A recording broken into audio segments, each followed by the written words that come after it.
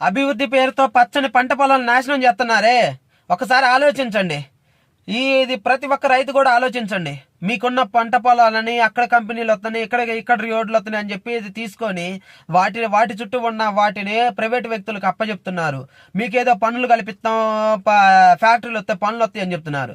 ఒక్కసారి ఆలోచించండి. నీకున్న పొలాన్ని నువ్వు అమ్ముకొని, నువ్వు పంట పండే పొలాన్ని నువ్వు అమ్ముకుంటే రేపు రోజున అదే కంపెనీలో కనుక నువ్వు నీ పొలంలో వెలిచిన కంపెనీలో నువ్వు పనిచేయడానికి వెళ్తే వాడు నిన్ను ఎలా చూస్తారో తెలుసా? ఎన్ని చెక్కింగ్లు ఉంటాయో తెలుసా? ఒక దొంగోడిని ఏ రకంగా చూస్తారో ఆ రకంగా చెక్ చేసి మరీ పంపిస్తారు. అదే నీ పొలం నీకుందనుకో, పంట పండే పొలం, నువ్వు దానికి రాజులాగా బతుకుతావు. ఆలోచించండి. అంటే అన్ని చోట్ల అని చెప్పట్లేదు, ఎక్కడ ఏది అవసరమో అంతవరకే తీసుకోకుండా వీళ్ళు కావాలని మరీ పంట పొలాలను నాశనం చేస్తూ ఇలా ధనదాహం కోసం పంట పొలాలను నాశనం చేస్తున్నారు. అందువలన ఆలోచించండి. అభివృద్ధికి అడ్డుపడమని చెప్పట్లేదు, కానీ అవసరం లేని చాట మాత్రం అడ్డుపడండి.